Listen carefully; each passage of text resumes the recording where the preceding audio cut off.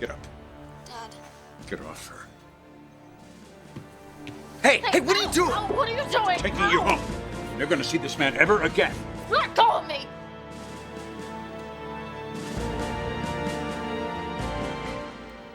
Chamomile all right? Love it. Good. I need it.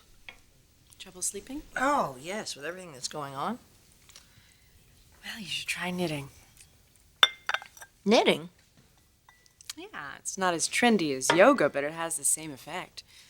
You have to concentrate on every stitch. It completely occupies your mind. And when you're finished, instead of sore muscles, you have a sweater. Actually, I've always wanted to learn how to knit. You think you could teach me how to make booties for the new baby?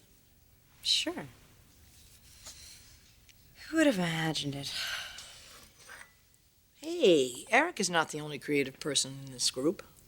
No, I'm talking about the baby. How you've accepted all of that. Oh, well, you're right. A few months ago, I would have been ranting and raving that Brooke was getting her clutches into ridge again. But not now.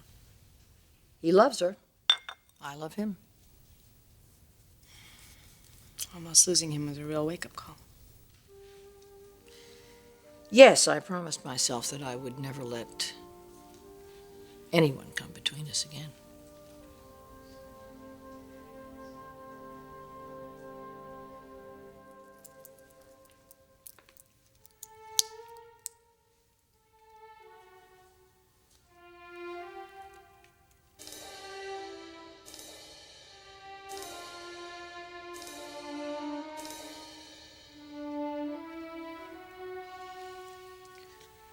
The kids are asleep.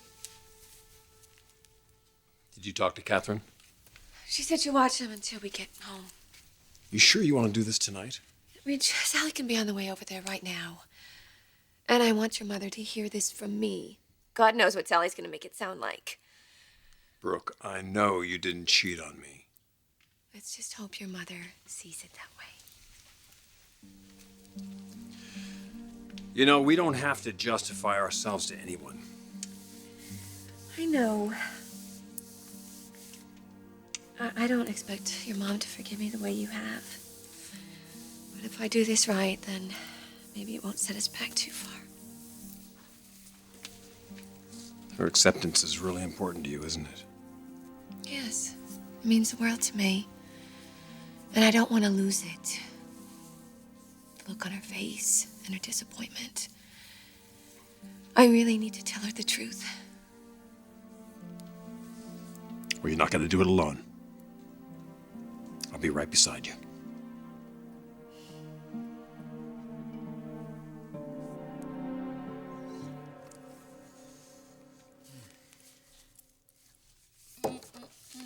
So nothing's wrong. You're okay. Just thought you might be hungry. I was. Thank you. You're welcome. Why would you think something's wrong? Oh, it's been that kind of night. It's been a weird night for you too, huh? Yeah, must be something in the air. I know there's not a full moon outside, but you wouldn't know it by the way Sally's been howling. Yeah? Dad, too. He and Bridget really got into it. Yeah? About what? About Deacon. Come on. Stop it, Eric, Dad, let her stop go. it. You stay out of this. You can't just barge into my house like this. Honey, I'm gonna take you home. No, you're not. Honey, he's not worthy That's of it, you. Eric. She's an adult. She can do what she wants. She doesn't want you. Really? Won't you ask her about that? You bastard. You bastard. Dad! Dad!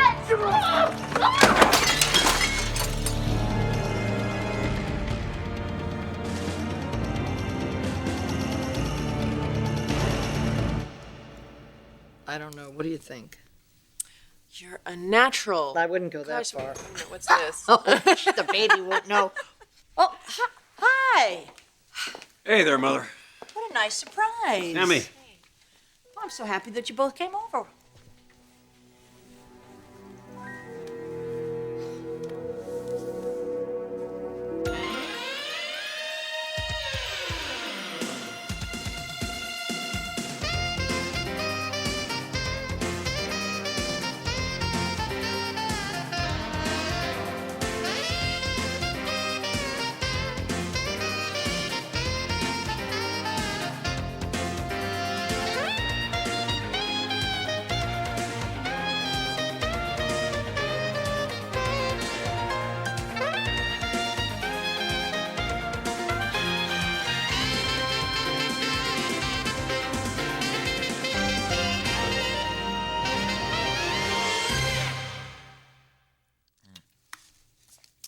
Deacon came to Dad with this idea for a new company.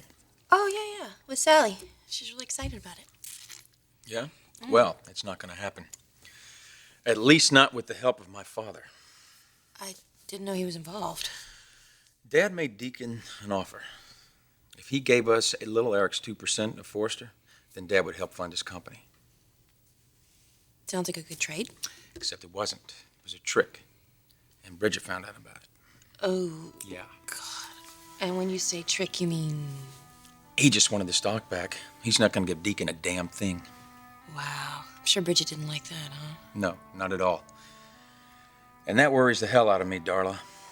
Why's that? Because she's falling under Deacon's spell again. Defending him, taking his side against Dad's, talking about how much this guy has changed. Please. I don't know, Thorne. I think he has. Yeah? Well, my dad's feelings for him haven't changed. And he will do whatever he can to keep Deacon away from his daughter.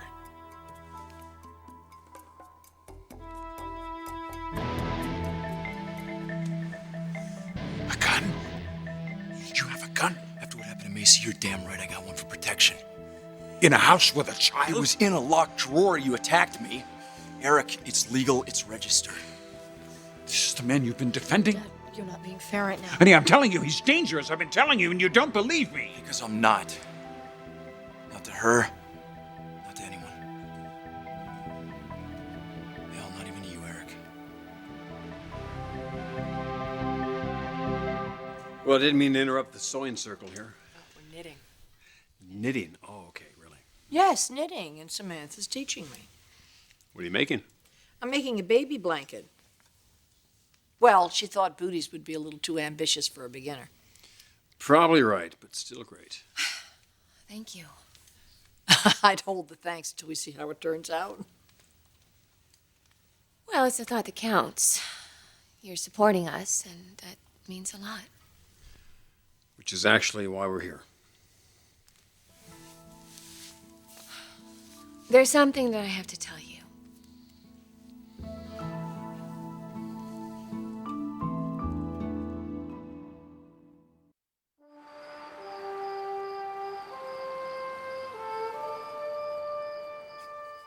I really feel sorry for Deacon.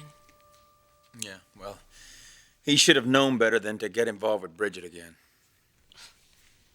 She doesn't seem to have a problem with it. Well, my father does. And you? I will never forget what he did to her.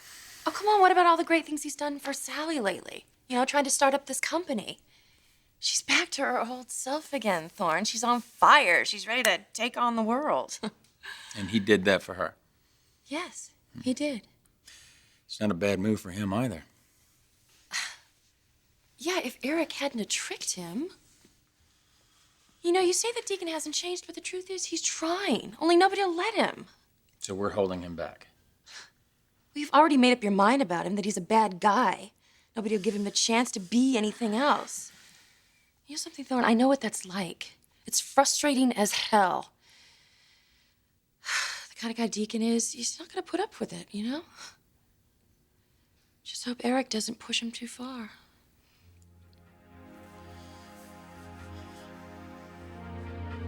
You're not a danger to me. No. Why? Because you choose not to be? Because I don't want to fight you. Man, I came to you because I want to put an end to all this bitterness, this animosity. Bridget's moved on past it. Why the hell can't you? Because unlike my daughter, I don't have a blind spot where you're concerned. Yes, you do, Daddy. You're blind to anything you don't understand or agree with. I understand what's going on here. This man is manipulating you, and I'm not going to have it. You don't have to protect me. I can take care of myself. If that were true, Bishop, you wouldn't be here. You wouldn't be in this room, in this man's arms, in his bed. My God! Where's your self-respect? Where's your pride? Hey, Eric, leave her alone. I told you to stay out And of I'm telling this. you, I want you out of here. Leave now.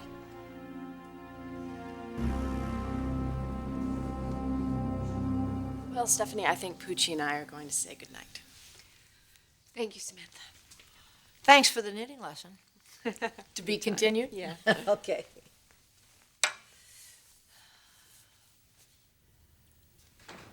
So? This is important. It's nothing about the baby. No, the baby's fine. And so are we. What is it? Mother, remember when I told you Brooke was still having trouble with what happened in Puerto Vista? Well, yes, it was a terrible ordeal for all of us. I mean, you know, Eric and I tried to get her to leave, to come home, and she wouldn't leave. She was so upset. I ran out of the hotel room and over to the foundry. I remember. Well, there's something that I have to tell you that happened that night. Brooke, do you really want to go there? I mean, look, you're both here, you're safe, everything is fine now. Stephanie, it's not over. Not yet. You think you should go talk to a psychiatrist or a therapist, something? I mean, look, there's nothing to be ashamed in doing that. Didn't you and I both go together to the psychiatrist? Yes, but that's not it. It's not. I mean, what I have to tell you, it is something that is very shameful. Mother, we need to make sure that you understand Brooke's frame of mind at that point. Well, I do. Look, it was a horrific ordeal. I mean, she thought you were burned alive. But honey, there's so much happiness here now. The new baby's coming, and you just can't get yourself bogged down in those memories, Brooke. You've got to move on. Yes. Yes, I do. I do have to move on. And we will. But first, there's something I have to tell you, Stephanie. And you have to hear it from me. So please, just listen.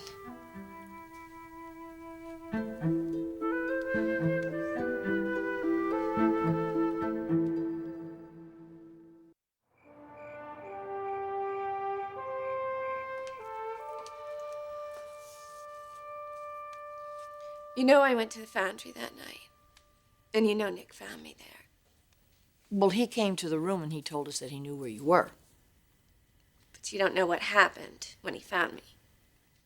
No, he just told me later that you were distraught. She was. More than ever before. I had snapped. There was the flames, and I was looking into them, and I saw Rich, and he was calling out to me. But there was nothing I could do, because he was gone. I never felt so alone. But honey, you're not alone now. He's here. Mother, just let her finish. So Nick found me there, and he saw me standing in front of the furnace. And he thought that I was going to throw myself in. But honestly, if he didn't show up when he did, I don't know. I don't know what would have happened.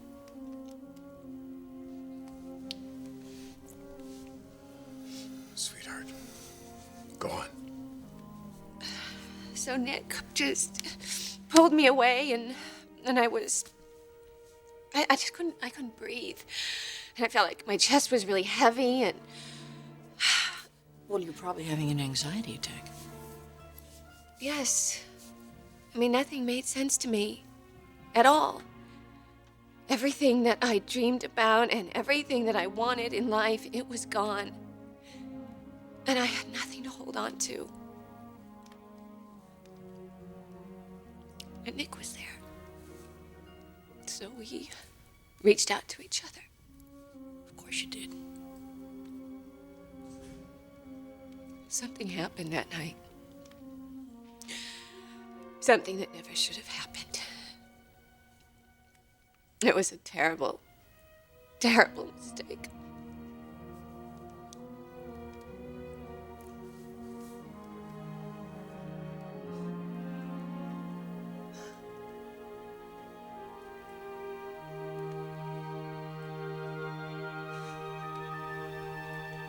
You didn't.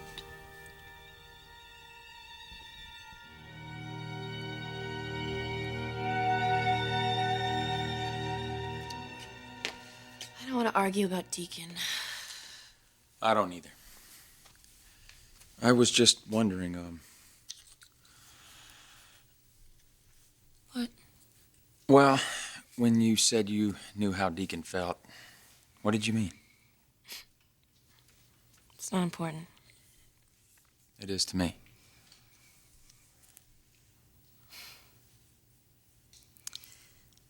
I just meant that it's frustrating, you know, when people think the worst of you.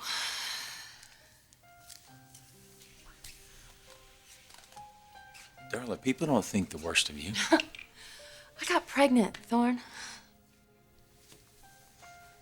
We got pregnant. It takes two. People are just so easy to blame, you know? Your dad blames Deacon. He doesn't even know what Deacon's like now. He doesn't want to know. Eric just wants him out of Bridget's life. Well, my parents don't feel that way about you. Well, they gave me a chance. Why can't they do that for him? Because he hasn't earned it. But you're carrying the heir to the Forster throne.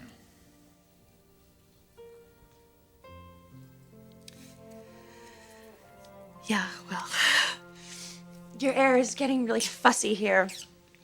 I think he's sick of Chinese food. Yeah, the baby's kicking. Yeah, big time. If he keeps this up, I'm not gonna get any sleep tonight. I think I'm gonna go. I have a better idea. Come home with me. Thank you. I've got everything I need at home. We'll be fine. I'll have it packed up tomorrow and shipped over. You're serious?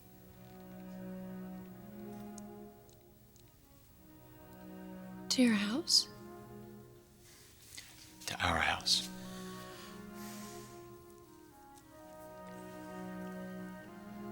Are you asking me to move in with you? Darla, the next time our baby keeps you up all night, I want to be there.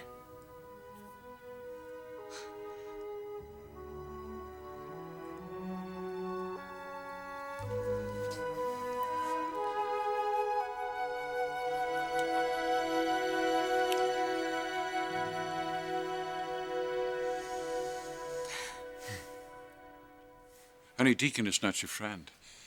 I just don't want you to make the same mistake again. Daddy, it's my life. Let me live it. Bridget, you don't belong here. You don't belong here. Look at him. I mean, look at this. Okay, Eric, just put it So down. what kind of a man needs a gun in his household? Think about this. Eric, I mean, please, what does he need protection from? Put it down. I don't even know if it's loaded. Loaded. A gun in your house, in this house, where my grandson is, where my daughter is, a gun right here. Just calm down and give it to me. No, but who do you think you are? Turning my daughter against me? I'm my serious, whole Eric, I'm family serious. against Give me the gun. Who do Give you it to me think now.